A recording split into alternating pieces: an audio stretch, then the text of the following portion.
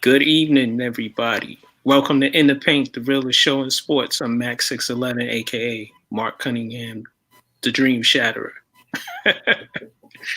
R. Jones, the angriest black man I know, will not be with us tonight. Got some things going on. He won't be with us, but I got my brother David, and as you see, we rocking that blue and orange tonight. Representing. Yeah. Let's kick it off and start just with that. Yeah. Everybody, please follow us on Twitter. New York Mets. What's that sound, David? Is that your computer or something? Yeah, what do you hear? It sounds like a fax machine going beep, beep, beep, beep. Yeah, I can't hear it, but when I did a test, I heard something, so I got to see what that is. Okay. Because I can't hear it on my end, but I could hear it when I played back a recording. Right. And I didn't hear that before. Okay. Let me see if I can figure that out. I'm gonna mute myself for a second. Okay, I'm gonna keep talking. The New York Mets traded shortstops Amed Rosario, Andres Gimenez, and prospects pitcher Josh Wolf, and outfielder Isaiah Greene for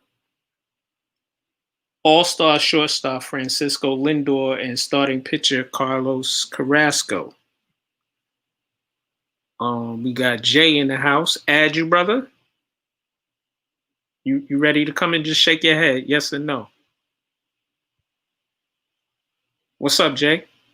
Chilling. What's going on? What's up? What's up? How you doing, bro? Oh, dark in this. Yeah, whatever. I'm good, man. You know. I see you incognito. You a Ghostface Killer tonight. It's all good. Me and David, the Mets just made a big deal, so I got to rock my blue and orange tonight. I see. That's all good. Once R comes back, y'all who listen to the show and watch our show, me and R made a bet about the New York Jets, so I lost. So when he comes back, I'm gonna have to rock some Boston Celtics colors. He's all right. Everything's good with him. Yeah, he's good. He's good. I know he's going through some stuff. Yeah. So I don't see Dom. Dom said he was here. He said he's in, right? Yeah, he said he's in, but he ain't in. But nah, he ain't in at all. Getting to the New York Mets, they made a big deal today. They picked up a superstar, all-star shortstop, and they picked up a really good starting pitcher. What are your thoughts on the move they made, Jay? Honestly, you know me when it comes to baseball. I'm not the most versed. Right. With that, I think honestly though, as a New York fan, I think they're due for something. So I want to see them do well with whoever they got. Right. It looks like they're moving in the right direction. You know, They had their ups and downs for a while with management, whatever, coaching, you know what I'm saying? Management on different levels. Right. But I think they're good pickups. Right. Honestly. They listen, the new owner say he wants to win, and I'm all with doing that. You need players and you need talent to win, and you also need a better philosophy and right. Getting Francisco Lindor is big. He's one of the best shortstops in baseball. Right. He's young, only 26. That's huge. Big. Yeah, and they can he affects the game with his bat and his glove and his legs. 2 gold gloves, so he's great defensively. He's a 285 lifetime hitter. He averages 29 home runs, 86 RBIs, 21 steals. So it's that's a big move to add to what we have, and sad to see Amed Rosario go because I liked him as a player, but he's solid to good. You got an all-star now, so Absolutely. And that's what they were lacking.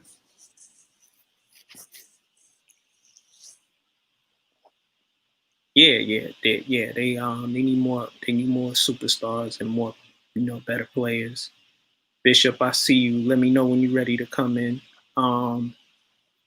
It's all about, making positive moves and trying to win. Absolutely. Bishop, what's up, brother? Bishop What's going on? What's going on, fellas? What's going on, brother? Just trying to maintain. Happy New Year. Same to you. Same to you. Yeah, Jay, Happy New Year, brother. Happy New Year, man. Same to you. Yeah, all this excitement in the air. It's a crazy New Year. You see that blue and orange I got on there? Yeah. No doubt. What do you think of the deal? What, Mets? Yeah. It's the Mets or the Mets. I'm a Yankee fan. But do you have disdain for them like you have for the Brooklyn Nets? No, I don't. I don't actually. I just know that they either injuries or some type of stupid decision. They always seem to be doomed. They'll start off the season like yo, we got a lot of promise. Yo, this thing is gonna work out. And then something happens. There's some injuries. So I just switched over to the Yankees. The Mets are like Bud Light to me. I like that. I like that too. We're waiting for Dom and David to come back. Listen. The new owner said he was gonna make big moves, unlike the previous owners, and that's what you do. You add talent. You got to see what it do first. That is true. On paper, of course, it's a great deal. Yeah, paper and playing is two different things. We know that from experience. Yeah. I mean, you can't sit on your heels and not make a move, True. Which is what the Mets used to do. They would sit there and get one player, but not get more than one player, and it just looks horrible. And so I'm good with it. Our brother Ray Torres from our brother from Tilden, Bishop, he said that he called this.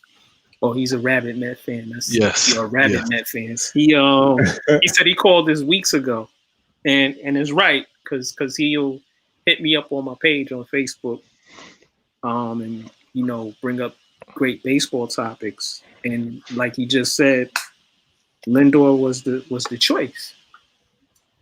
So I see Dom. Are you ready, Dom? What's up, Dom? Can you hear me? There he is. Now we can hear you.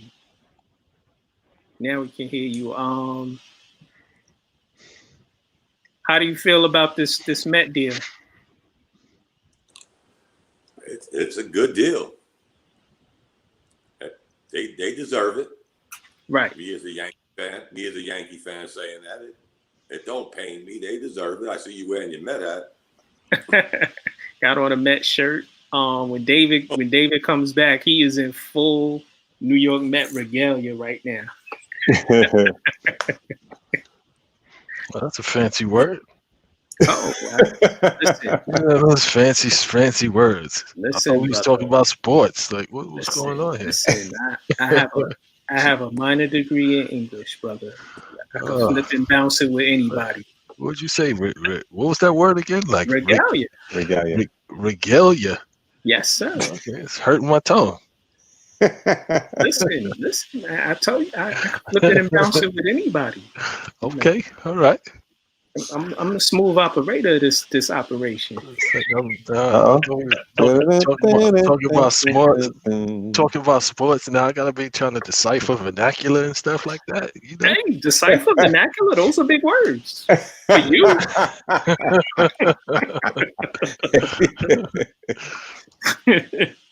But yeah, Ray said now they need to go get Bauer. I heard Dom that they might be looking to get Kluber as well. Which do you think they should do? I heard they was trying to get Springer. That too. If they get Springer, boy, woo. You talk about. Do they really need pitching? Probably not. They do. Everybody needs pitching. Right. I was gonna say it don't hurt to have extra, but they have a deep staff. You sound a little low. You sound a little low. You got yourself on auto tunes. That's what it sounds like. Dom in the new room. We didn't see that room before. You got an auto tune. You gotta start singing.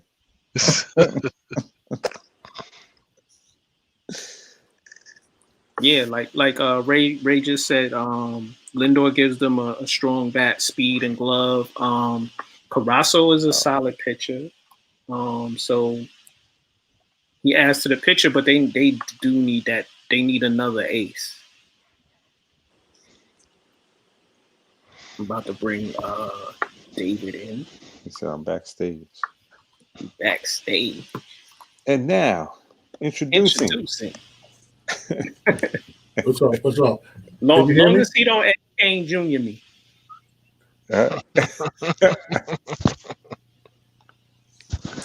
Yeah, David. Spotlight is yours. What do you think of this deal? deal? Hearing that noise? No, we don't hear it anymore. Okay, good. You are good, brother. Yeah, all right. For the record, when you're waiting, it says you're backstage. That's why I said that. No, I know. Okay, I'm not. I'm not some prima donna. So I'm excited. Providing they sign him for a long-term deal. Right. If they just made the trade for one season, then it's a bad deal. Gimenez, is a promising player, but unproven over a full season. We got flashes of it, so that's baseball. I mean, you're going to give up something, and sometimes guys materialize into something special, and people look back on it and say, "Oh, they gave up so and so." But a chance to get a player like Lindor, who's entering his prime for a baseball. That's the kind of splash that Steve Cohen, needs to make. You came in there, it's a big fanfare of him taking over the team, and that's one way to do it. Now, this isn't the only, that need to be made. And to your point about Rosario, I liked Rosario, right? But I had to also decipher whether it's because they got him when he was 16 years old, from their program in DR, and there's a lot of sentimental feelings about that, but this is the business of the game, and players get traded, and so I've been attached to better players who've been traded, so I have to look at it that way. As far as extra pitching, you can't have enough arms. And with the Mets' record of pitchers going down, mid-year, that might be a saving grace for their rotation. That's all positives. So again, I say two things: got to lock them up long term, and the second thing is I'd still like to see that Springer move. Oh yeah, you solidified behind the plate, up the middle, and straight into center field. Right. So, I tease. How I tease our New York fan base and just fan bases in general on Twitter about them losing their babies, I might lose some babies if they get swept. Oh, jeez. Oh, not goodness. not Jesus, just, but that's all right. This is a family show. Family, This is a family show. This is a family All right, show. well, the Mansons were a family too. This is a family show. The Mets haven't been, you know, I know we made the playoffs in 2015 and went to the World Series. You know, that was cute. That was cute. Yeah. I need 86 again. Right. Yeah, see, there we go. No shade against your Met fans, but there we go. Let's skip over the baby steps. They gotta build it. Exactly. We had this conversation before. Remember, Dave? Yeah, Stop worrying about the back page. Stop worrying about the Yankees. Right. Worry about the Mets. And guess what? Nobody knew this was happening. You didn't hear one rumor, no rumblings. That's just how I like it. All of a sudden, he became a Met. Well, that's why I asked today. I said, you know, is this true? And then before I clicked send, it was already a done deal. You know, so yeah. But as for the 86 comment, I think you know what Mark is alluding to is the progression. You know, from 84 and then 86 they won it all. The 2015 team was a good team that had a lot of things go right. Right. They weren't built for 2015. It just happened to play out that way. The 86 team was built and should have won more. Yeah. But, you know, between injuries and personal demons, they you know destroyed themselves. Right. And along the way, you know, I was sad that they traded Hubie Brooks, but then we get Gary Carter. So, you know, Hubie Brooks was a really solid player. Yeah. He could play multiple positions. He was a good locker room guy. And I'm sitting there, I'm going, damn, they traded Hubie Brooks. Him and Mookie was my mans. Yep. But we getting Gary Carter. So and we got Keith Hernandez and then you have the pieces that grew from the farm team. And you know, Lindor, like you said, 26 years old. He hasn't really entered his prime yet. The funny thing about that team, going back a second, is remember George Forster was a part of that too in the beginning, and there was a whole lot of excitement. You know, he's a 50 home run guy, but you know, he didn't wind up being with them. You know, when it was all said and done. But you know, that was a big name. But you know, it just shows you how. You know, you got starts and stops, and you get excited about this and disappointed about that guy, but you just don't know. You know, history will tell all this will play out. Right. But it's a good start. The Mets have made some over the years. They made some good moves and some bad moves, like Mo Vaughn, Julio Franco, putting him in center field. Why? Yeah. Well, not Julio Franco. It was Juan Samuel. I mean Juan Samuel. When they got rid of, they had two solid guys platooning with Mookie and Dykstra. They got rid of both of them. Sent Dykstra to Philly. Got Juan Samuel, a second baseman. Put him in center field. I went out to Shea Stadium and watched balls fly over his head. So yeah. I was sitting there going, okay, y'all got Juan Samuel, so he's replacing Wally Backman, right? Right. No, we put him in center field. What? Yeah. I'll tell you who I was most depressed when the Mets got rid of. Kevin Mitchell. Yes. Oh, yeah. For some reason, I always liked Kevin Mitchell. He went on to he was a very versatile ball player. All of a sudden, I read the Daily News in Germany somewhere, and he got traded or went somewhere else. I was like, Kevin Mitchell? Yeah. Wow. I think that was some clubhouse stuff, and, you know, because Kevin was gangster. He was from the hood in San Diego. I mean, he was actually gang affiliated, and they had that team that had, you know, Carter was very religious, and we had some other guys, not that they necessarily, you know, bumped heads because of that, but Mitchell brought an edge that I think that after the whole stuff with Doc and some of the other stuff with Daryl going on, they were trying to do some damage control, and they got rid of him. Was that when they got McReynolds? I'm not sure. Yeah, that was when they got McReynolds. Kevin McReynolds. McSofty. Yeah. So, but he was a good he was a good hitter too, guys. Yeah, he good was. hitter, good player, solid citizen, but yeah. Mitchell just gave you that edge. Mitchell was beast mode before beast mode was. Yeah, right. Yeah. He was that kind of guy. Was a throwback when he slid into second base. Yeah, it wasn't. No, I'm just throwing the double play ball. Yeah, you was fearing for your life.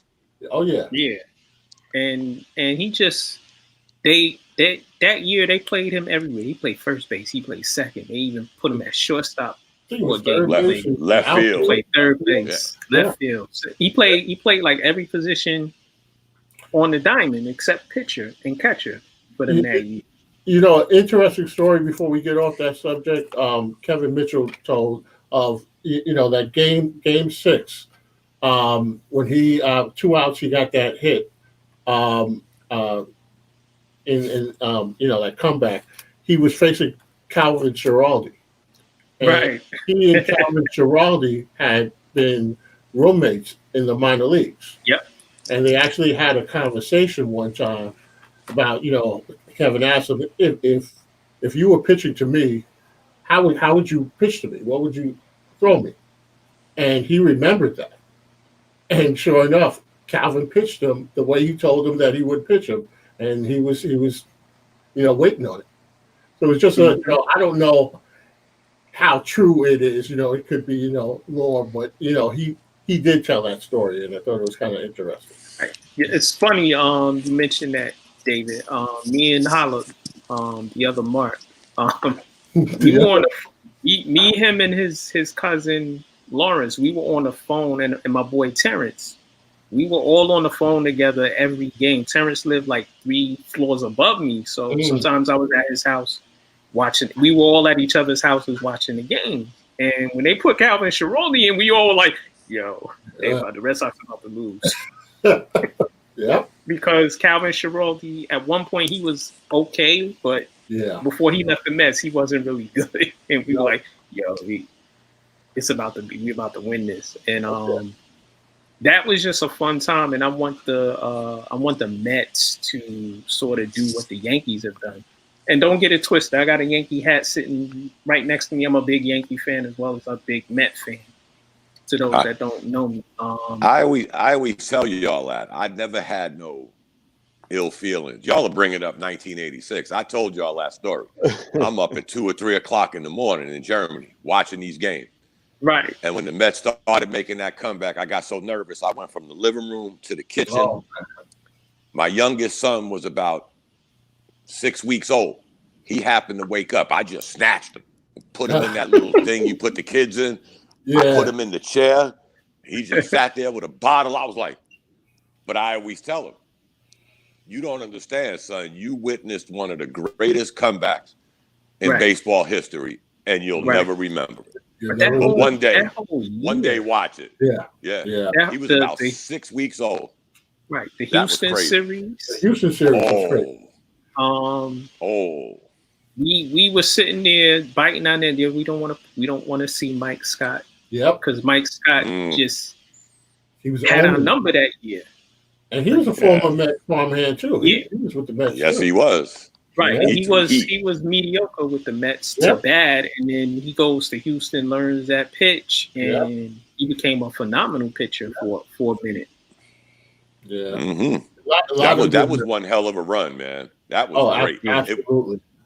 It was so weird. Again, I'm going to bed at 9 o'clock, setting my clock for 2, watching the games. By the end of the games, I'm getting dressed to go to work.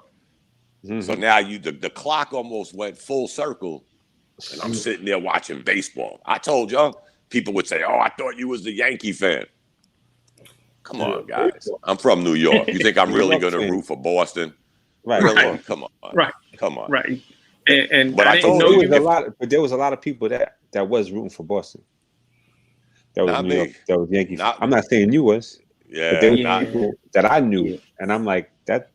How can you root for Boston? Right. Root for the Mets. And especially where I was at, because you're in the Army, you got people from all over the place. Right. And the first thing they would have said if the Mets lost was, "What happened to the Mets?" Yeah. So you know what?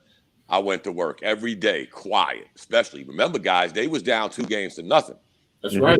That's right. I had to go to work really, really quiet every morning. And then when it flipped, then I started, poking my chest out a little. And then there goes I thought you was a Yankee fan. Y'all was just dogging me 2 days ago. Right. Now y'all forgetting where I'm from. Okay, forget it. And then when they won, they were down 2-0 going to Boston. Exactly. They won 2 out of 3 in Boston. Mm-hmm. And then had to come home and still, Right. And what's crazy is people forget how good a player Bill Buckner was. He just remember that one play. Right. He was older. He couldn't move like he used to. The knees. He was a really good hitter, and he was a really good fielder. And well, that was it was a manager, McNamara, John McNamara. Said that because he was this veteran, aging veteran, he wanted to give him a chance to be on the field to celebrate at the end. Yeah, and it came back. Lo and behold, but Buckner was a hell of a player with Cubs and the Dodgers. Yeah. Don't forget, he was a hell of an outfielder. The reason he was playing first base was his legs was going. That's right. Right. He was a hell of a ball player. He could hit. Remember, he's the guy trying to climb the wall for Hank Aaron's 715th home run. Right. Yeah. Remember? Mm-hmm. Yeah. And then who was the guy to interview Hank Aaron when he rounded home plate? Craig Saga. That's funny. That's some weird stuff, ain't it? I still got that picture of Craig Saga with the microphone by home plate. That's crazy. When he used to work for the Braves. Right. That's crazy. Yeah. That's crazy. Because my generation, all we remember Bill Buckner is that he was that old guy that, let the ball go through. That ground ball. Oh. Absolutely. I mean, before doing the research on him and seeing, really what he was about. But that's what he's going to be, unfortunately, remembered for. Yeah, yeah, and listen, you got to give the owner props for making this move and the people he's hired and the GM Sandy Alderson, and like you said, I didn't know this move was happening. I look on my Facebook and I see David post. I was like, oh snap! Let me go see if this is really real, and it's real, and so that's one piece. We get Springer. That's 2 pieces to go with Peter Alonso, and then you go from there. And they got a solid pitcher in Carrassco. If they get one of the studs that's out there, now you got DeGrom, the stud you get Stroman, and if Thor comes back.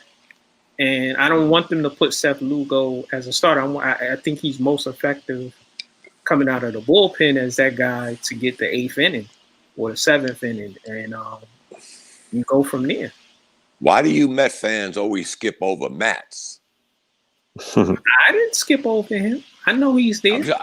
I'm just saying, with him, they got 5 good starters. Yeah, you're right. Maybe if they could get it don't seem like Betances is going to work out. I'm not putting no curse on him. But maybe they should go out and get a closer. Or somebody that has been that guy before the closer, like Betances was, make him the closer. Because I don't know. I think ever since that injury he had, I don't think he's been the same, to be honest. I don't. I mean, I like him. Don't get me wrong. I'm not mad he left the Yankees, but I just don't think he's that guy. He ain't that closer no more. He never really was, to be honest. So they thought he would be. He ain't that closer no more. Right. And then it is what it is. Y'all ready to move on? Yes, sir. We're gonna step into the lane of the NFL. I saw this and I just started laughing to myself. The Eagles and their internal drama as 3 assistant coaches leave. They lost offensive assistant Rich Scangarello. I said it right. Marty Mornhinweg, who was there, he's their senior offensive consultant, and the defensive coordinator Jim Schwartz.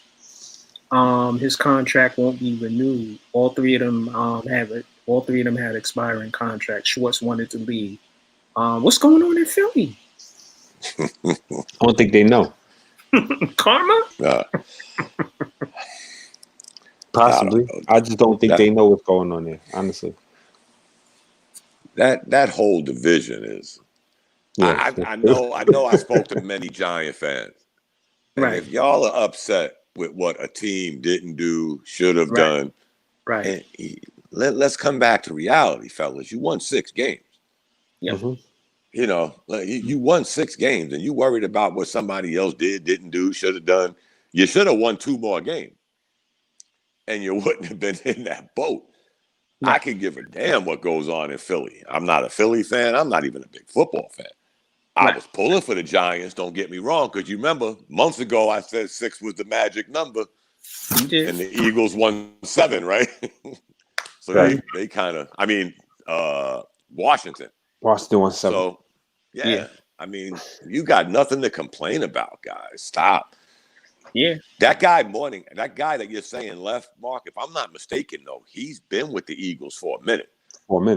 He's been there, left, come back, left, come back. He's had a long career. That's why I think he's a consultant and not coordinator. For coach. Yeah. He's got to be late 60s, early 70s. Yeah. At times, he's been a good coach to me. As an offensive coordinator. I know the name. Head coaching wise, he wasn't really a solid head coach. Like he had a little taste as a head coach before. But where did he coach? I'll tell you in a second. Y'all keep talking. Horrible division. All right, that's all I got.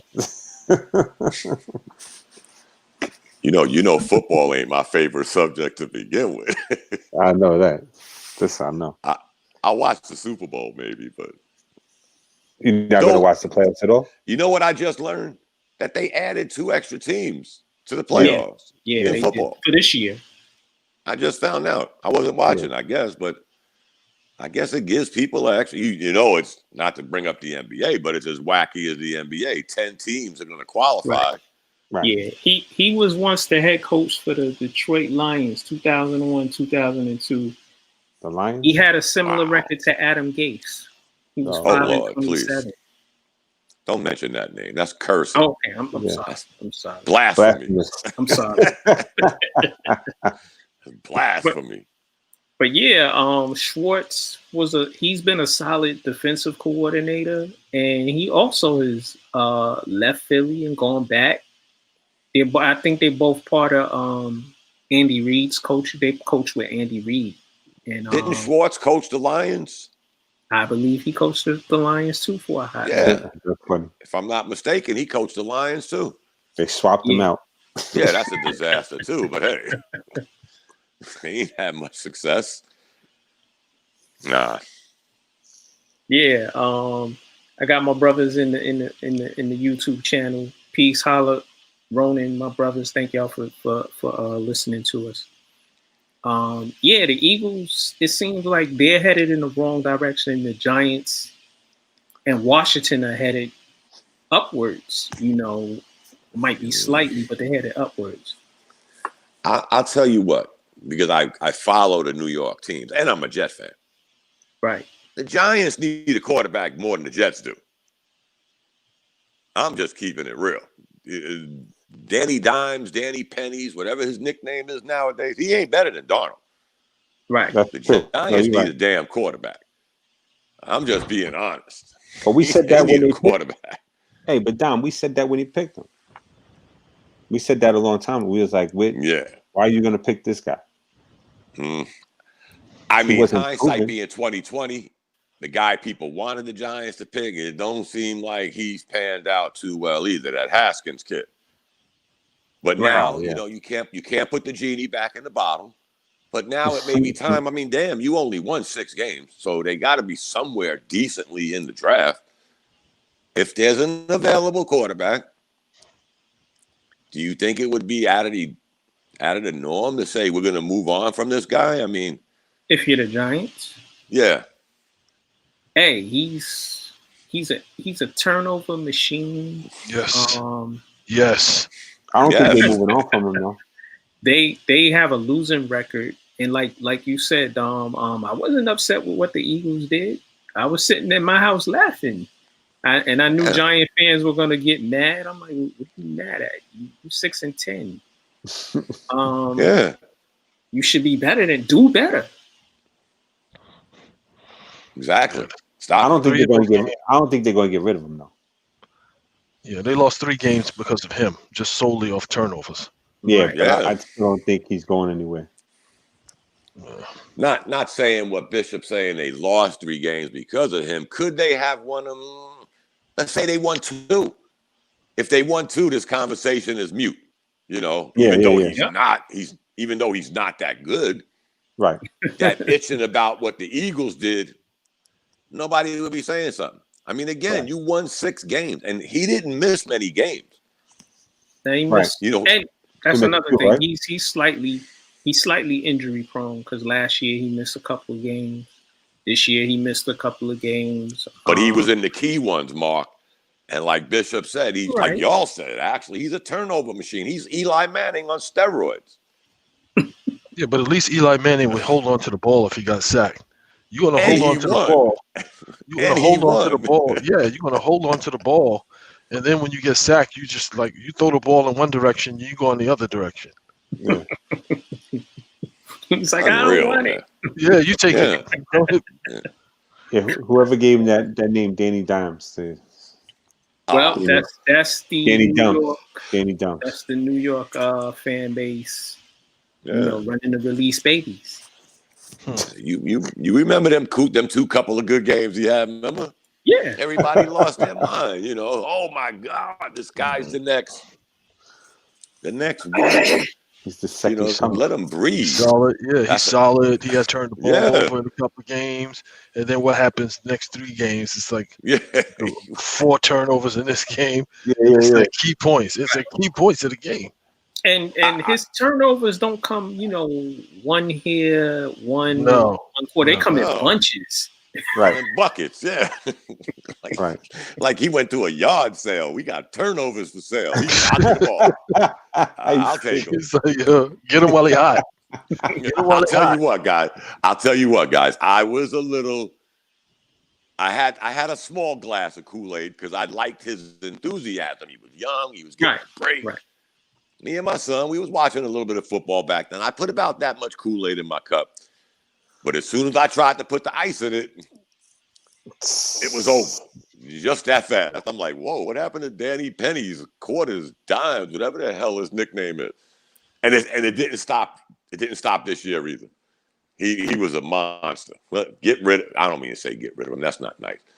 But again, if you could draft a quarterback, would it hurt? I mean, but who you going to draft? That's the funny thing about the NFL. I do watch that fuckery. That draft in the NFL, that kid Fields from Ohio State, he's going to drop down possibly because it goes by needs.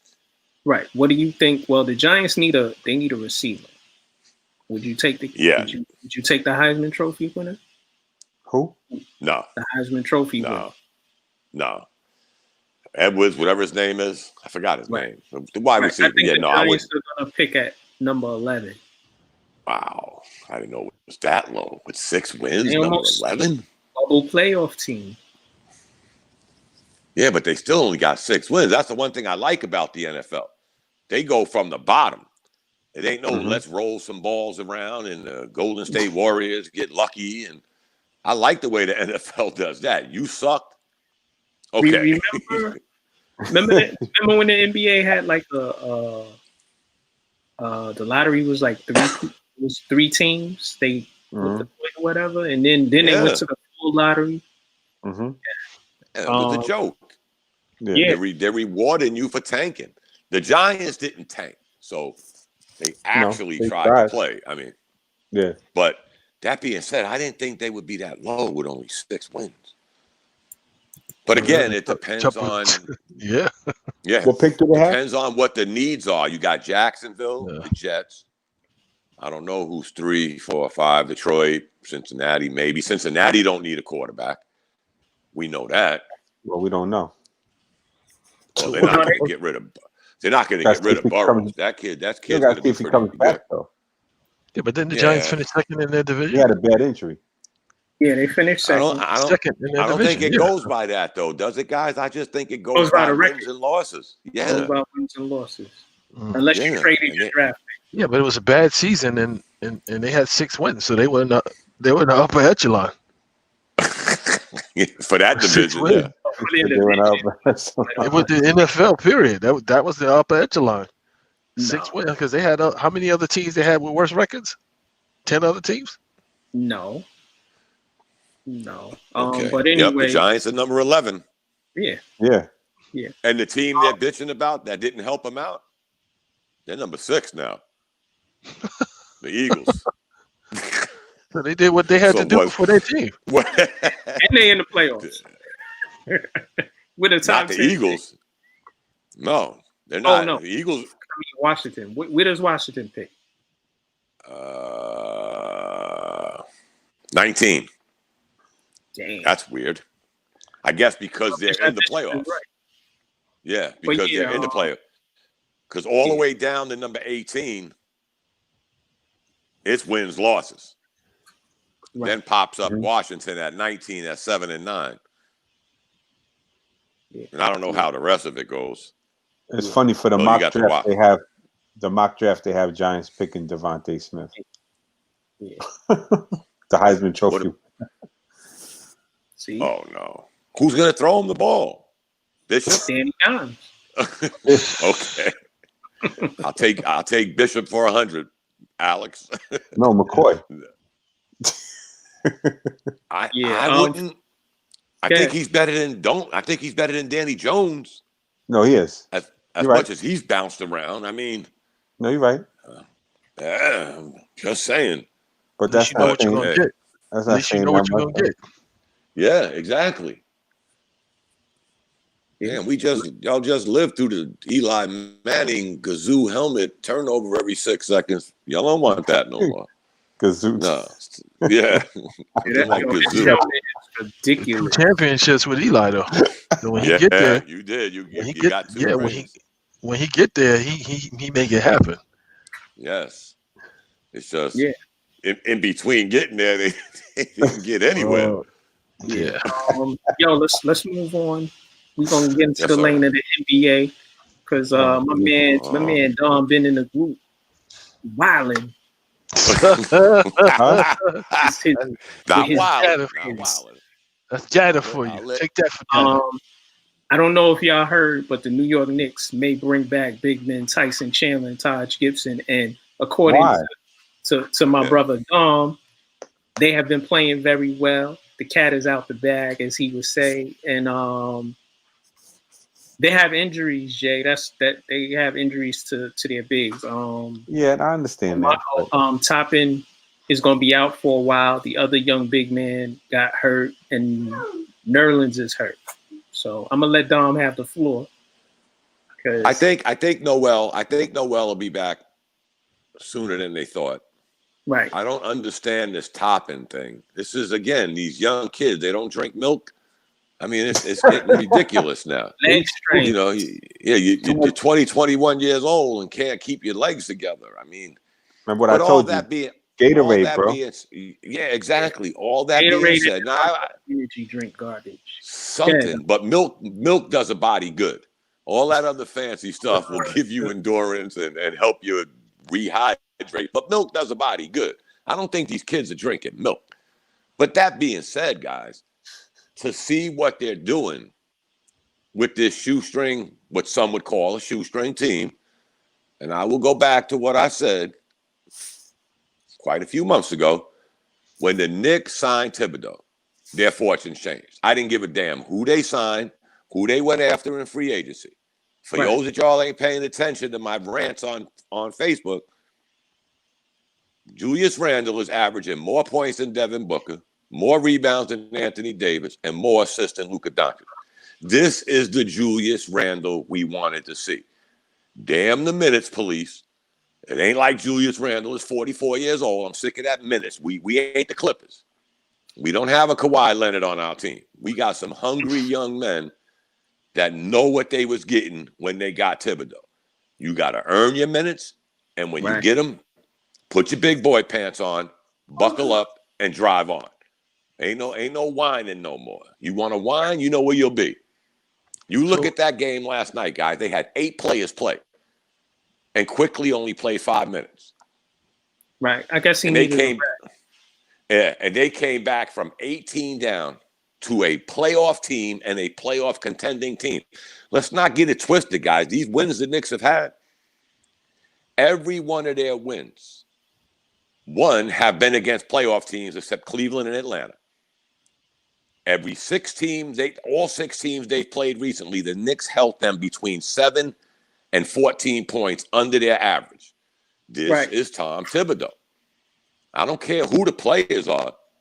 There's a mentality he brings with him. And if you ain't with it,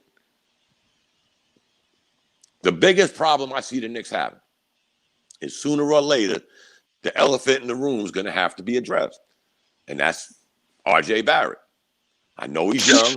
Well, Jesus, no. Let me finish, Bish. Preach. I know he's young, but there's going to come a time where you're going to need buckets. Unless he decides, you know what? Somebody, Bishop, Dominic, Mark, told me that I could bring my happy ass in a few extra feet. Do you know every 3-pointer he's hit this year has been against Indiana in Indiana?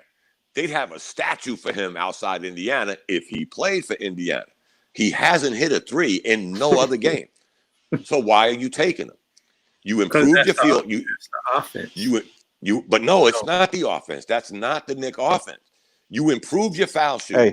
So your fear of going to the basket should be gone now because you went from 60% to 78%. But so you can hit a foul shot. He's never had a problem going to the basket. That's his game. He's But the problem with that is teams now know that's all that you can do. Right. Teams now know that's all that you can do. So then they adjust so that you can't go to the basket. And now you become a liability because your shot selection is horrible. And the only person you pass the ball to is Julius Randle. So you'll look off other teammates. He did pass Robinson a couple of oops. But other than that, he looks everybody off. He only passes the ball to Randle. His shot selection is horrible. Last night, 1 against 4. 1 against 4. And he got his shot punched. Like, Gobert just punched the shot. Like, what are you doing in here? Like, what's going on? Julius Randle's story with him is somebody sat down and talked to him and kind of like said, hey, here's what you can do. Because they got him playing like Draymond Green, except a little bit more offense. And faster. They got him playing like Draymond Green, except with a little bit more offense. He still sometimes delves into that bad shot selection. Is as Roman said. He still delves into that bad shot selection, but like I said last time, I realized if somebody sets the table for him to take a 3, then he's about 35% on that shot. If somebody sets the table for him, but if he's trying to do it off the dribble, it ain't happening. Well, the thing I hate to keep harping on Barrett, but the thing with Barrett is, one, we watched his shot for 3 years, guys. Me and Bishop live in Carolina, so we watched him in college. I watched him in college too. Then, right? He couldn't shoot then, and he's on his 2nd year, and his shot really hasn't improved. But here's the thing, guys: even with his shot not being, he never goes right. There's very few occasions he'll use his right hand and go right. This is like Bishop said. It only takes a minute for somebody to say, Bishop's a pain in the ass. I'm going to leave him alone. Barrett can't shoot. I'm going to stop him from going to the basket. And now they're forcing you to take shots. And it's a horrible shot, guys. First of all, it's just horrible, as Charles Barkley would say. Let's not even get into it going in. He just needs a lot of work. I think he needs more work shooting than Lonzo Ball did. No. That's just me. Me. Lonzo Ball ain't shooting well either. No. Yeah, but I'm saying from where he came and to adjusting his shot. Also, nobody's touched Barrett yet. He's still shooting the same. They just signed Ty. Still hard. The Knicks. They just signed Taj Gibson. Yeah, he's just solid. I don't mind Taj. They don't need Tyson Chandler, old ass. Yeah, oh, no. God, come on. I was going, but they signed Taj Gibson. Yeah, Taj is a serviceable big man. Tyson Chandler is on fumes. He's done. Leave that 40-year-old alone. Yeah, stop. No, he's done. No shade. I liked him when he was a Knick, but I liked him in the beginning. Towards the end, I didn't like how he tried to play locker room politician and he buddied up to Steve Mills and certain things happened where he sort of fractured the locker room. So keep his politicking behind away. Yeah, let it go. Is he even in the league? They released Spellman. Yeah, that was coming. Yeah. Well, that's he the had one. no spot. That's the one thing I don't understand what Thibodeau did last night. There was still a couple of guys that he could have put out there.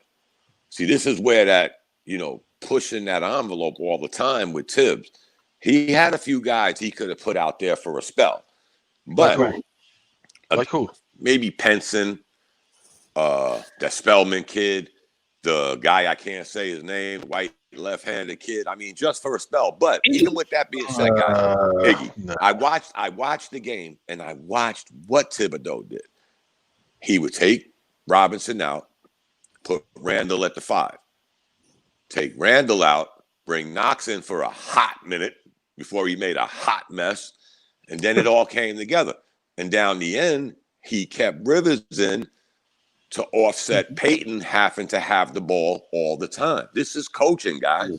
I mean, we haven't had this in years, fellas. We haven't had it since Mike Woodson. One of our assistants.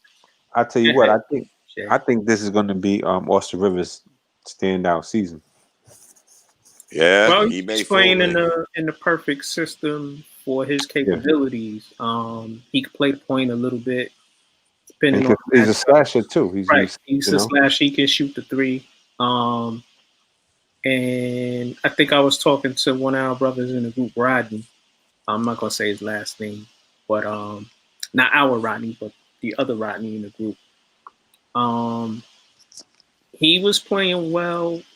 They actually had him playing with Quigley, if I'm not mistaken. They've been playing him with Quigley, which is a cool backup. They're a little smallish on the small side, but I've always liked Austin Rivers. I don't, he's not a superstar, but he's a solid locker room guy. He's got a little moxie to him. And he's a good veteran, and he's a good veteran presence on this team. We got a lot of young players, and he's that solid guy who, he can guide them. I love the way he has started to blossom, and he's going to be good, and he's our best point guard. I said in the group, or I said on the Knick fan page, the reason why you don't see Dennis Smith Jr. playing is because he's horrible on defense. And you don't see Frank playing because Frank is horrible on offense. And neither one of them is going to get any more than garbage minutes unless they improve on the two things you need to improve on offense. Here's the thing about Dennis Smith. Defense for Dennis Smith and he constantly improves every year. Here's the thing about Quickly. Him and Toppin, if he ever plays, they did the Ja Morant thing. They weren't one and done. They got a little more polish in college. They came out. And let's not forget, guys, one was the college player of the year and the other was the conference player of the year. Right. So it ain't like, they was just some, second, third best player on a Kentucky, Carolina, or Duke. They were conference players and player of the year. Right. And neither one of them were one and done. Just like Ja Morant. We saw what Ja Morant did last year, right? Where he had that extra year in college. He was a little more polished. He was a little more mature. And we're still waiting for Kevin Knox to develop into whatever Kevin Knox is supposed to be. He's playing good in 3 years. So one of the things that I noticed with Tibbs, and I can't remember the assistant coach that they have, a black guy, short guy. He's always talking to the guys Kenny Payne, when they come off the court, he's always getting in their ear. He's always in their ear. So a few games in a row, I've seen something from Kevin Knox that I haven't seen before since he's been with the Knicks. Like, he actually played defense. He actually hustled. He actually hustled. He blocked shots. He's actually driving to the basket. I mean, don't get me wrong. Like, it still looks like he's afraid to take contact, but he's actually driving to the basket. And I think what Tibbs is doing with his 8-9 man rotation is he's basically lighting the fire to get these guys hungry for playing time. Because if you notice, whenever they make like bad bonehead plays, or when Julius Randle gets in that mode, he calls a timeout right away. Or when they have the TV timeout, he's directly at whoever it was. He's directly approaching them and holding him accountable. So what I saw last night, they won that game last night, but Julius Randle still got into this mode of, I got to be the guy, I got to be the closer, I got to be the guy getting the attention. When he was getting the ball to Rivers off the pick and roll, and it's like, yo, after you set the screen, you got to get out of the way. Like, you can't stand there waiting to receive the ball back. Like, this dude is hot. Like, he's hit like 4 shots in a row. Got to roll. In a row. Yo, this is the person you got to get the ball to. But he's still in the area trying to, like, yo, give me the ball, give me the ball, give me the ball. So he's still got some of that to grow out of. But Tibbs is doing a good job in kind of like igniting the fire in a lot of these players, except for Barrett. Yeah. You know what? I need to stop. Listen, Barrett probably will never be a great three-point shooter, but he does everything else on the floor well. He passes. He's a ball mover. He slashes and finishes. He does. Mark, the thing about him now, Mark, keep in mind, Burks ain't playing. Right. Rivers just came back. Right. And again, there's gonna come that time. And I know what people are thinking, and even the Knicks organization. We drafted this kid number 3. We gotta. But we've been down that road. We've drafted Knox high. We drafted Ntilikina high. We drafted Porzingis high. Sometimes you got to sit back and trust me, guys. I am not saying release them, trade them. But you notice how the Knicks went out, just like they kept doing with point guards after they drafted Ntilikina. It seems like now the elephant in the room is a shooter. So they brought in Bullock, Burke, Rivers. Well, they brought in slowly Bullock but surely. year. Right, but they had Barrett last year. So slowly but surely you're seeing them getting, I ain't saying they're Jerry West's, but they're getting better perimeter shooters. Well, that's what they've always needed. But RJ Barrett is never going to be a great three-point shooter. If he can improve a little, right. Let me finish. You don't even have the mid-range. You don't even have a mid-range shot. Right. But let me finish. We've been complaining about Knicks shooting for the last 4 years, right? So they got Burks, they got Bullock, they got Rivers, they got Quigley, so they got shooters. So RJ can grow into whatever he's going to be as a shooter, which is he should be somewhat proficient because he's never going to be great at it. I can see that already. And he's got to take baby steps. Remember, Dom, he couldn't hit a foul shot, right? He's hitting 74% from the foul line right now. But at number three, Mac, you should be showing some improvement in this. The rookie season, fine, but this season you should be showing some consistency with your perimeter game because what teams are doing now is they're putting the zone in. So now you're basically ineffective in the zone because you can't shoot. Right. And then you're ineffective. And when Burt gets back, and when Rivers has established that he needs to be getting playing time, and he needs to be at that 2 spot at some points, because Barrett doesn't even play defense like that, and his shot selection is horrible. His shot selection is horrible. So it's like, he'll be all right, fellas. But you know what, guys? I got past what Bishop said, and I know it was kind of hard. I got past, I should say, that he was a number 3 pick. I'm past that now. My fear now is he's a shooter. He's playing the shooting guard. I don't give a damn if they drafted him 35th. Your position requires you to be a shooter. So what do? I brought this up a couple of times, guys. Do you put him at the 3? I don't think so, because he's not a good defender, or not a great defender. Again, he's young. I'm trying to keep that in the back of my head. But again, I watched him his only year in college, his first year with the Knicks, and now this year. And his shot has not changed, guys. I'm not burying him. I'm not doing that. I'm just concerned that he is playing a position, damn his draft pick.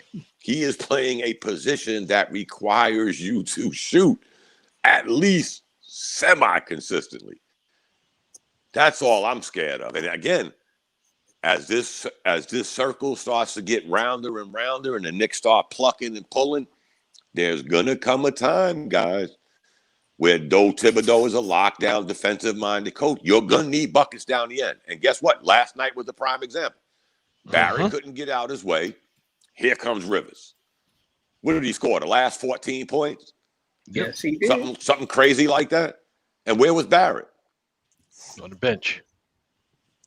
It's gonna happen, guys. I'm not calling nothing bad. I am a Knicks fan. I would never call nothing bad on them unless they do it. But with Thibodeau's mentality, again, if he was a lockdown defender, if he was a Michael Kidd-Gilchrist, somebody you drafted high but had that knack of doing this very well, okay.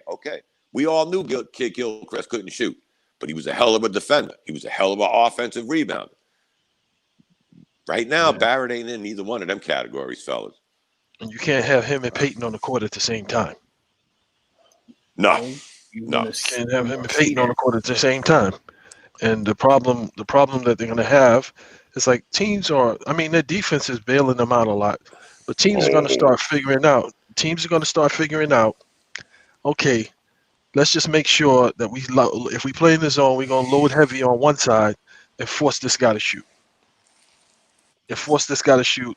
And if him and Peyton are on the same side, oh, Lord have mercy. Right.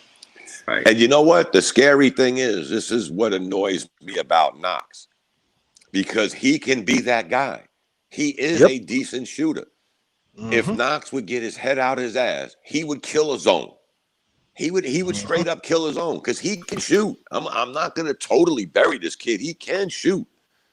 And I'm not even comparing him to R.J. Barrett. He's got a shot.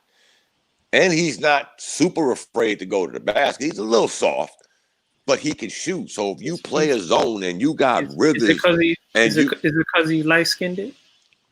No. It's because he ain't got no damn motor. But imagine having him and Rivers in their game, and the team goes into a zone. Notice why they're doing it. Knox need to go speak to Matt Barnes. See, Matt Barnes was light-skinned, but he had that fire in him. He wanted all the smoke. That's why they showed smoke. And that's why he smokes it all. Yeah, but anyway. He's got to get it together. Yeah. No, that's all. He got to get it together. Right. Let's move on. Bradley Beal dropped 60 points last night, and he's still mad. You know why he's mad? Y'all know why he's mad? He gets can't more than win. 62. He gets the W. Washington, I don't know what's going on there. They have some players. They're just not gelling right. And Bradley Beal said he didn't give a damn about the 60 points he scored. He's upset that they lost to Philly. and Philly's going to lose to Brooklyn right now. The problem with Washington, I watched their games. Right. The problem with Washington is that their bigs have not made a commitment to. They got some young bigs. They haven't made a commitment to defense, and they haven't made a commitment to like rebounding. Like they should be dominating on the boards, and they should be getting after it. Like nobody should be driving in on them. Like they should be blocking shots. Like Bryant and the other kid, the Japanese kid. It's like more. Yeah, like you guys have got to make a commitment to like defense because they don't really have like a big man like that. They just got like a bunch of like jumping jack forwards that get after it, and they have not made the commitment yet because they said at the guard. You got Russell Westbrook getting his triple-double. You got Beal getting his, and it's just like, yo, like Brian, these guys, it's like, you got to get these rebounds. These guards can't just come in here and just have a free reign. They got the kid from Michigan, too. That tall white kid, right?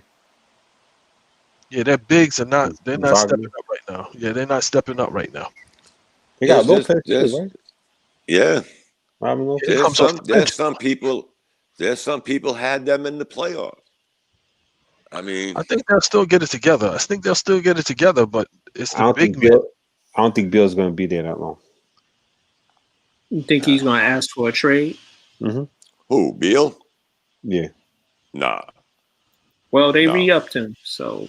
But you think he's going to ask for a trade, Jay? Because I just look. He's been there for almost. He's frustrated. Almost a decade. He's been there almost 10 years. Yeah, well, he's frustrated anyway. He went in. He just signed a lucrative contract, so he went in anyway. He said he wanted to retire in Washington. He said he wanted to stay in Washington for his whole career. That's what he said. That's what he said. Yeah, I don't think it's going to happen. I don't know. That's what he said now. I mean, then or recently, but I don't think. I mean, they just need a big. They need a big. Yeah, Bishop's right. They're just like kind of awkward. I mean, when you have, like Bishop said, Russell Westbrook and Bradley Beal, okay, we don't got to worry about them two spots. We just need three other guys. And we just need a couple of guys to play well. Right. Just play well. We don't need you to be all-stars. We don't need you to light it up. We just need you to play well. It's also the coach, right, Bishop? He's not that guy. Because just think about this. You got Russell Westbrook. You know you're going to get the ball. It's pick and roll. You know you're going to get the ball. Bradley Beal is not a selfish player. So you know you're going to get the ball. So it's like Hachimura always seems to be like one or two steps behind on defense. Bryant is always like getting like silly fouls. And then he'll be like one or two steps behind on defense. It's like, dude, like when I first realized Russell Westbrook was going to Washington, I'm like, yo, they're gonna have a ball because they got those young, hungry bigs down there, and they're gonna be getting after it. But it doesn't seem like it's connected yet. So maybe they need to find like a 7-footer that can block shots and rebound, and then it'll allow them to be a little bit more looser on the offensive end, like the bigs, since they don't have to focus on big man stuff so much. Because Robin Lopez is okay, but Robin Lopez is like 80 years old. Yeah, nah, he ain't that old. He's only 30. I'm just saying, like in basketball years, it's like if you're on a team with Russell Westbrook, if you're on a team with Russell Westbrook, and you just keep your feet moving and your head up, something good is going to happen. Yeah, something good is going to happen. I mean, he takes some bizarre shots. Don't get me wrong, but when it comes to giving somebody the ball in the right spot, he's still Russell Westbrook. Let's not get it twisted. I think first of all, maybe, and I hate saying this because it's how he plays, but a lot of guys just can't keep up with him. Right. And he's at 100. He's at 150 miles an hour, and everybody else. Right, but you're talking young guys, Mark. Let's take away, the senior citizen Bishop talked about. But we're talking young players that can't keep up. That's unacceptable. Well, if Bradley Beal, another guy that really stayed healthy his career for the most part. Westbrook. Yeah, he's had a couple of little minor injuries. Oh no, he's had a off season. He has a lot of work done on them the lower extremities. But he gets out there and balls. I'm just saying off season. I'm talking about these young guys are he really takes off. But what I'm saying, Jay, he still has gone under the knife multiple times. Yeah. No, but what I'm saying nothing is that major. He still major happened. Things were major, but he still plays. You know what? He's a warrior. That's what I'm saying. But what I was gonna allude to is that what is he doing? You know, he's 31 years old. He takes a lot of punishment. He's very explosive. What's he gonna do when he gets older? How's his game gonna evolve from He's what gotta he is adjust now? it. He gotta get his How is he gonna adjust? But the good thing about Russell is like his game is just like hustle and smarts, like when it comes to setting teammates up and like averaging a triple-double it's not easy. Yeah, it's hard. Right. It's not easy. Yeah. And you know what cracks me up is people who say, "Oh, he's stat chasing." I'm like, yeah, I brought this up a couple of times. Guys. It took 54 years for somebody to average a triple-double. He does it 3 years in a row. All of a sudden, it's like, oh man, he's padding stats. And I'll tell you what, and I hate saying this, but Kemba Walker won't last as long as John Wall. Well, Kemba Walker he took too much of a beating in Charlotte, guys. You see what he had to do in the offseason. He's having work done on his knee. Yeah, but for you guys that only seen Charlotte once or twice, and the whole time Kemba was there, ask Bishop. He took a pounding to be that little. You know, he went to the basket. He got knocked around. He played tough, but guess what? It's starting to come back on him now. I don't think he'll last as long as Russell Westbrook. He has some kind of procedure done for his knee, and he's going to be out. He ain't played yet, guys. Danny Ainge was trying to pull that. He was trying to pull another one of them, banana in the tailpipe. Trades. It's like, yo, let's get this small point guard out of here, and let's get somebody else in here, like he did with the other dude, the other point guard, Rozier. Mm-hmm. No, not Rozier. Isaiah Thomas. Isaiah Thomas. He tried to pull another one of those. It's like, ain't nobody going for that okie doke again. You know what I'm saying? Nobody going for that okie doke again. And so he's on his third trial. Yeah, and I got so they're bigs, Bertans, Bryant, and Hachimura. So it's like you don't really have a real big. So you need a big. Like Bertans gives you the shooting, but you need a big in there that's going to discourage people from coming in there. Even if it's, it's got to be somebody serviceable. Right. Fellas, let's move on. Dom gonna get hot in a minute. He gonna set flames in a minute. LA Clipper forward Kawhi Leonard, excuse me, says he's ready to play in more back-to-back sets. Okay, Hannibal Lecter.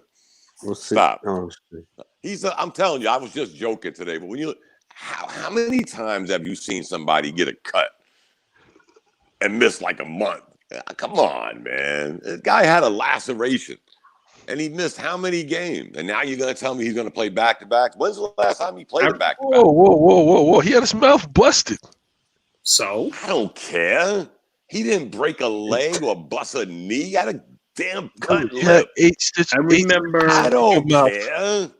I remember stitches, that don't stop your legs and your arms from operating. If you get hit in the face again, then that busts the stitches open. Okay, so you put the Hannibal Lecter mask on. But to miss games for a busted lip, Bishop, come on. Have we gone that far? How many games did he miss? It's crazy. About 2 or 3. I mean, I know I'm just joking, but it's still 2 or 3 games for a busted lip. Check this out, I'm playing. This is a couple years ago. I'm playing in my weekly game, and dude tripped me by mistake, and my tooth goes into my bottom lip.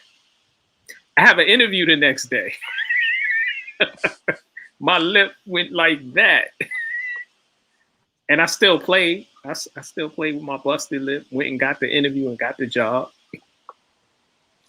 What's wrong with Kawhi has set himself up for this, though, guys. Come on. Let's just be honest. There's nothing against him. Right. He's a great ball player. He's the king of load management. Right. You look up load management in the dictionary. There's Kawhi Leonard. He ain't talking, but he's in the picture. I mean, come on. I like the guy. Don't get me wrong. He's a hell of a ball player. But just by you saying you might play more back-to-backs, what's that tell you? That he ain't been doing it. He probably hasn't done it since the year before he got hurt in San Antonio. Right. If then, management. Yeah. I mean, come on, guys. Enough is enough. It ain't like is he older than Westbrook? No, he's younger. He's about 20. Okay. I think he has his injuries are a little bit more chronic. I think he has some chronic injuries that it's like, yeah, I'm still good enough to play at a high level in the league, but I can't practice. I can't keep my foot on the gas at all times at this point because at some point, I don't know if it's his knee or it's his hip because it's like a secret, but I think he's got some serious chronic injury issue. Right. And it's not something that's going to get better. Right. Maybe. Yeah. But don't just let it go. I mean, nobody's going to complain if you don't play back-to-backs because that would be like you reinvented the wheel if you do it. So you've been flying under the radar with it so far. They got no other choice now. They got no other choice now with the condensed schedule and playing they do, Bishop. And that's the sad thing about the NBA. Yeah, but that's the sad thing about the NBA. You know as well as I do, Bishop. He could miss 2-3 games, never play a back-to-back. What's the chances of the Clippers not going to the playoffs if he does that throughout the season? Slim and thin. So, okay, now we're where everybody says the NBA counts, the playoffs. So he wins, and hopefully the Clippers can benefit from it because it didn't work last year. Let's just be honest. It didn't work for him last year. You know he's going to take off. He's a new age Dwayne Wade. He's going to take off game. No, don't do that. Don't do that. No. When did Dwayne Wade play a full season? Don't do that to him, dude. Don't do that to him. No, when did Dwayne Wade play a full season? Dwayne Wade took a lot of beating.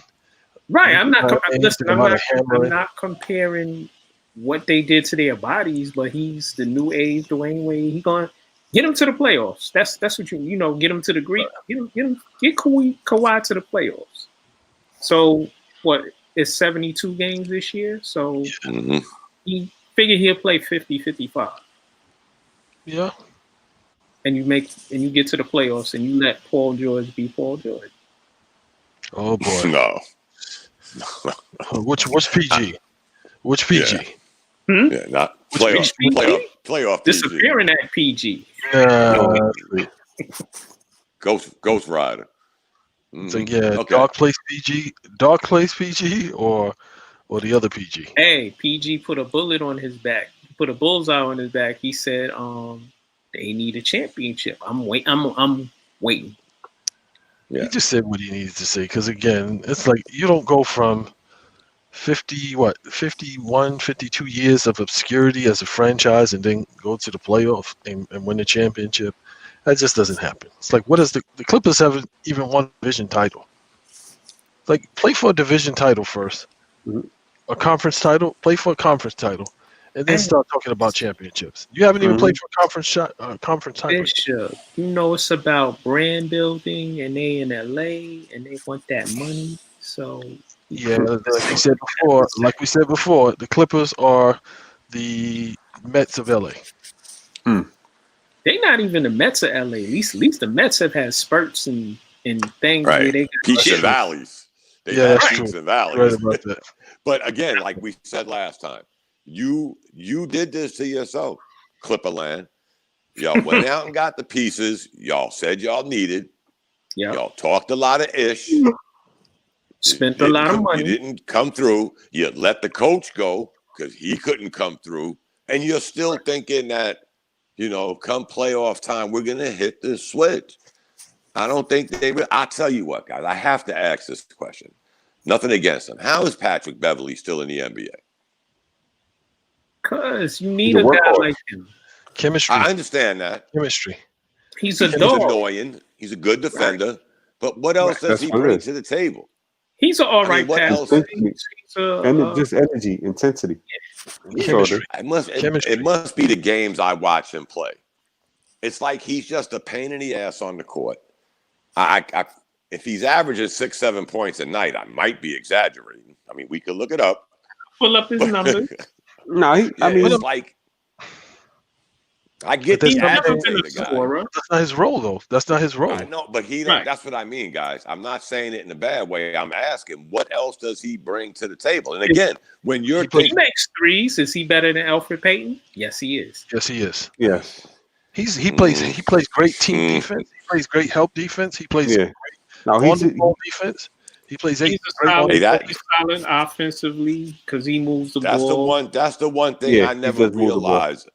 That's the one thing I never realized about Payton. I think he plays better defense than I was giving him credit for. Right. I'll give him that. But he can't shoot. He's a hound. Only way he scores. He's up to close. He's close to 15 points a night now. Yeah, and we always said we always said if a Knick guard could get us 13, 14.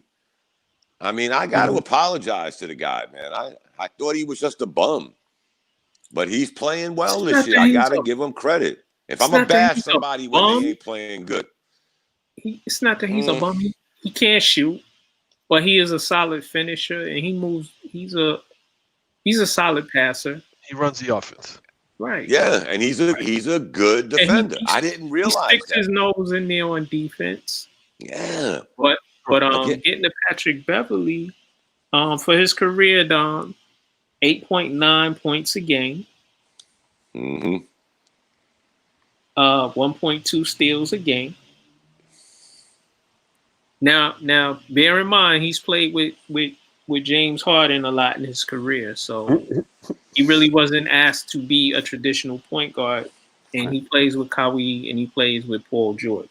So 4.4 assists a night. 4.4 assists a night. That's legit.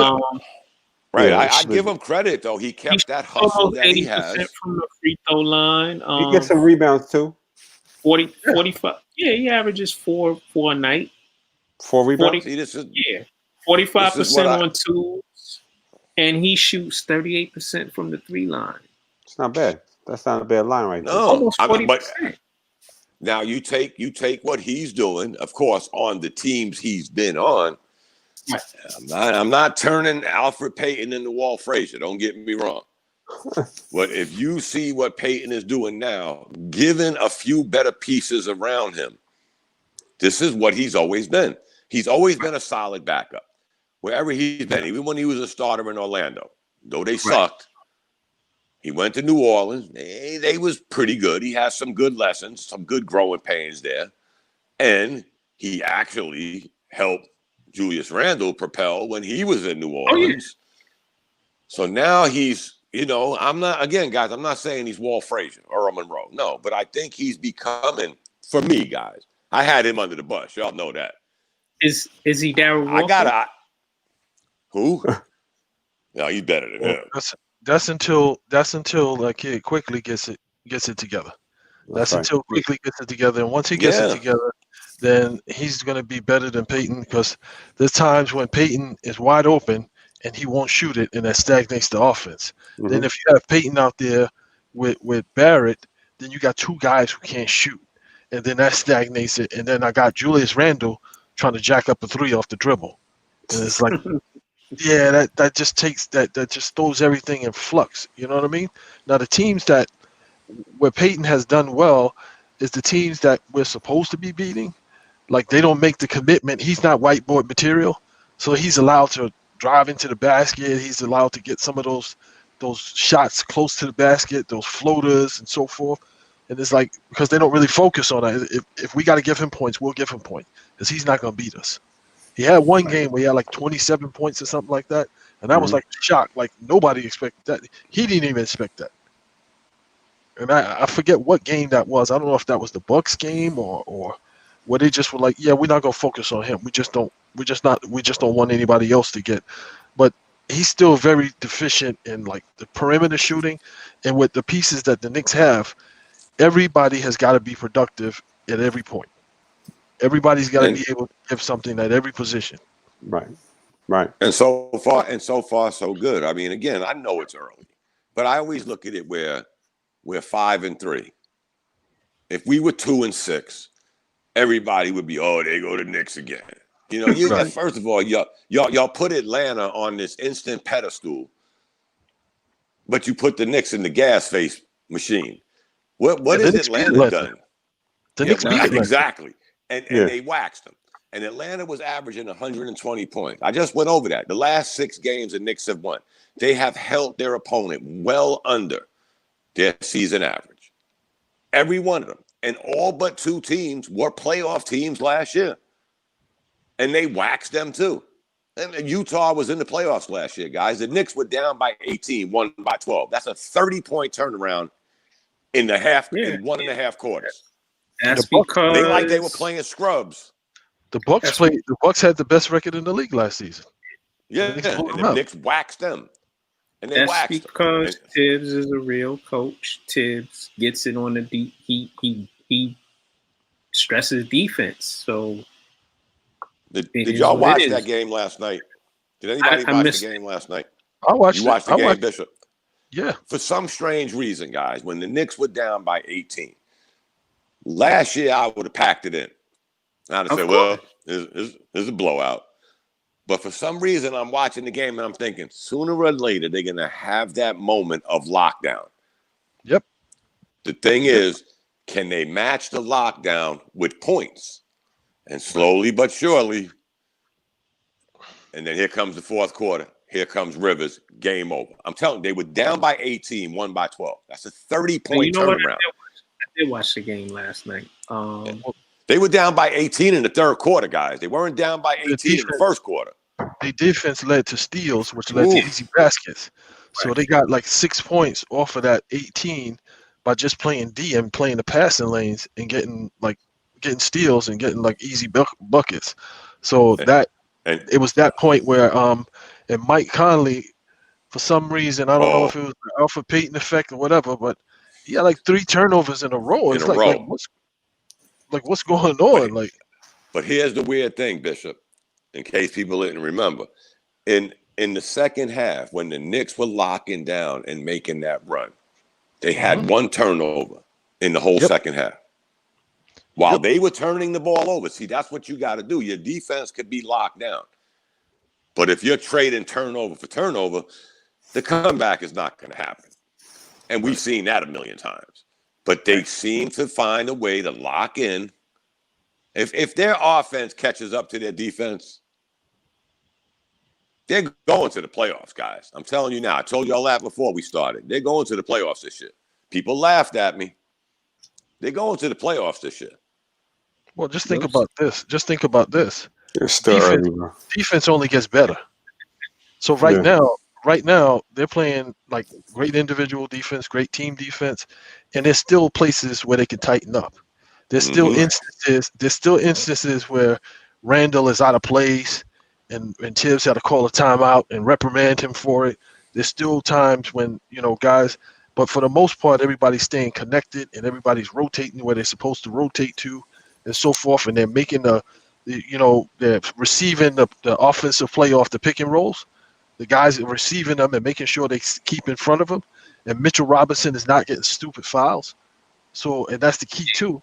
If he's not getting stupid fouls, people are intimidated to go in there because Stretch Armstrong is blocking everything. Yeah. He blocking everything. So it's like the defense is only going to get better. So I'm not even concerned. The defense is only going to get better. And as long as Randall plays within himself and basically as long as he's initiating offense for his teammates, it seems like the game comes easier for him. He starts initiating offense for his teammates. He starts hitting threes. He starts hitting that little mid-range. He can drive to the basket under control when he's creating for his teammates. But when he's like, I got to get mine, that's when that bull in the China shop thing. Yeah, but I think he's slowly but surely getting away from that Bishop, because you can see he's averaging about 7.5 assists a night. But the one thing we can't take, right? The one thing we can't take. I gotta be out. I gotta go in a minute. The one thing I could say.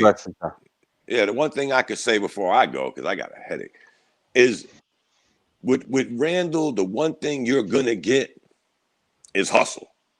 He may make a bonehead play here and there, but he'll give you all he's got. And he showed that last night again. While he wasn't playing well, even when he got a shot block, he still was in there battling. And I love that about him, man. He's not it ain't going well for me. Yeah, it's not going well for me. I'm going to quit and I'm going to No, he didn't do that. He put his head down and he was still a part of that comeback. He still led them in scoring. Mm-hmm. Once he gets under control. Right. Before Dom goes. Yes, sir. Markelle Fultz tears his ACL. We noticed this young man was on his way to changing, the story on him. He's playing really well in Orlando to start this season, and he tears his ACL, another injury to him. What are you guys' thoughts? Do y'all think he can come back and be promising like he was before this injury? Of course. Yeah.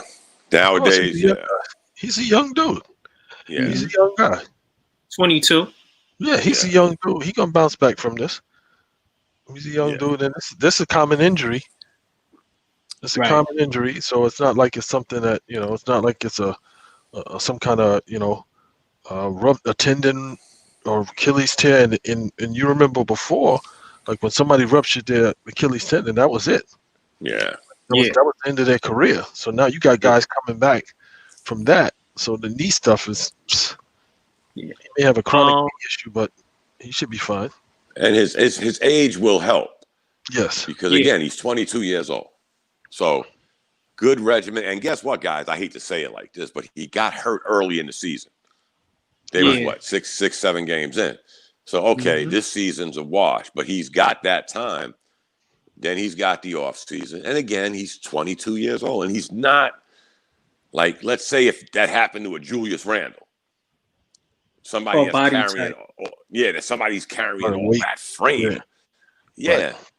Hence the reason why I was a little confused though he missed the whole season. I think if Durant really wanted to play or they wanted him to play, I think he could have came back. Well, they said he was doing a lot of basketball stuff last year. I just feel sorry for Fultz. Man. Yeah. He was the butt of all jokes. And why? Because he was the butt of all jokes. They draft him number one. He's still winning, though. It's like, I mean, when you look at it, if you want to look at it this way, just if he's getting a check, well, I get that. But he was, again, he was drafted number one. He couldn't get out his own way. He couldn't shoot. They're trying to fix his shot. Then he gets hurt, and then he gets hurt. Then he can't shoot. All of a sudden, he goes to Orlando. He's shooting a lot better, though, because I watch a lot from Magic games. He's shooting a lot better, guys. To be honest, he actually shooting a lot better. 25% from the what? From the three. How much from the? How much from the field goal? The regular field goals. 42%. Yeah, so that's league average. Yeah, not bad. Not bad for a guy that couldn't get out his own way 5 minutes ago. His overall field goal average is 39%.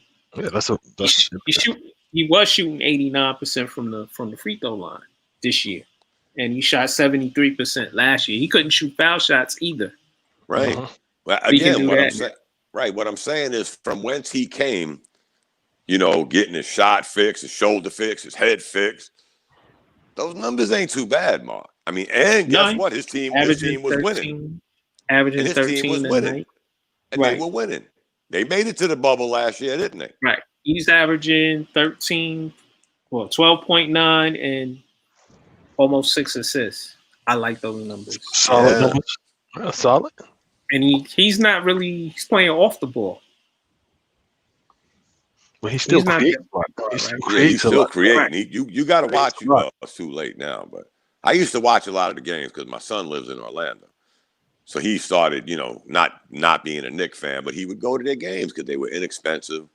Right. So he slowly but surely got me watching the Magic, and guess what? The Magic have had injury after injury too. Right. Let's not get it twisted. Their organization been bitten. Is just the ownership. Just they don't want to spend money.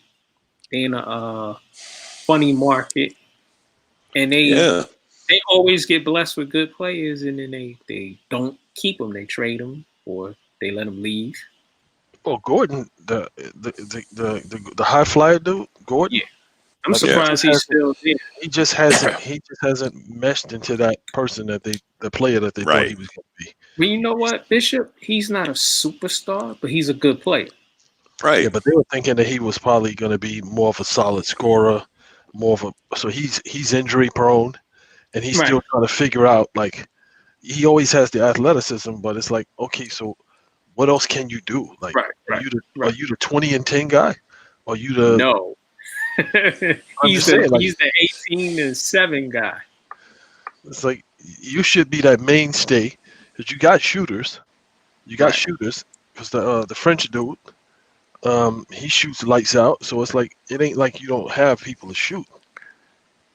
Yeah, and they got a hell of a big man that they go to constantly.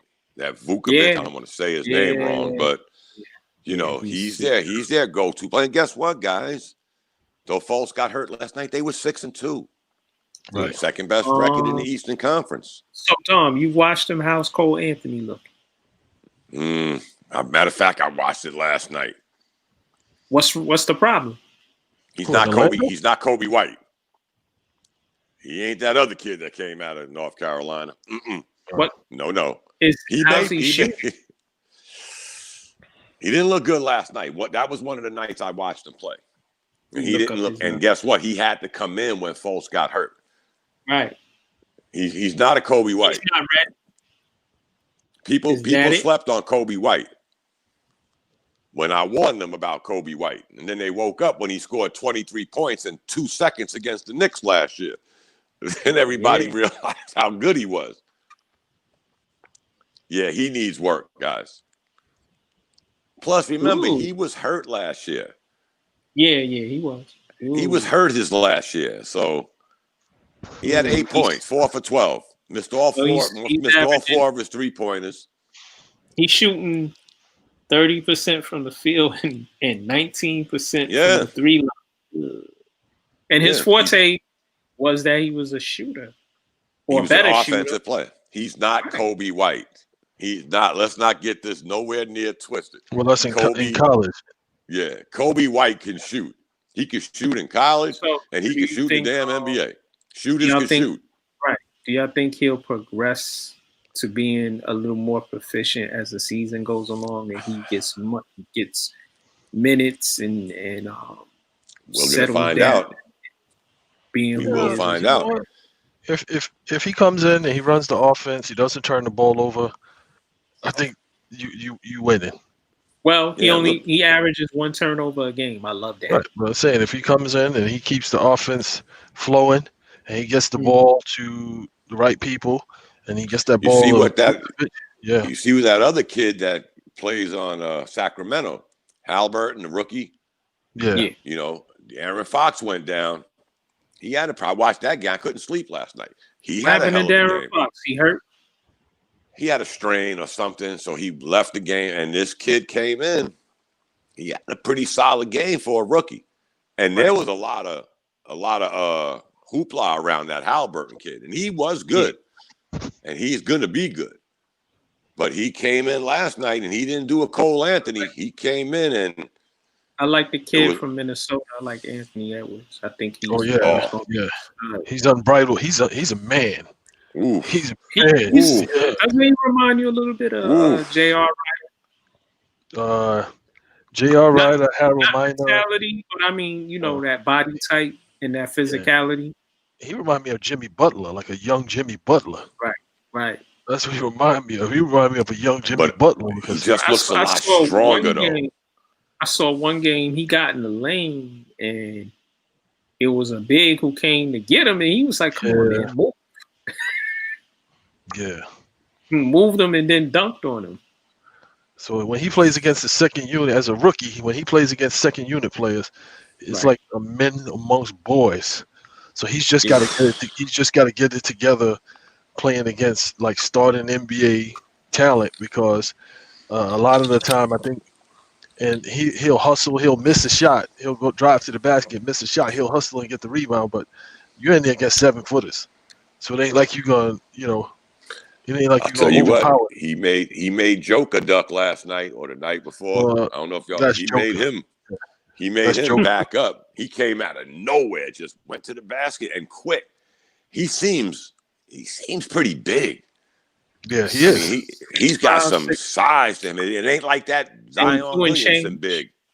Yeah. Yeah. It ain't got that Zion Williamson big. He looks cut. Oof.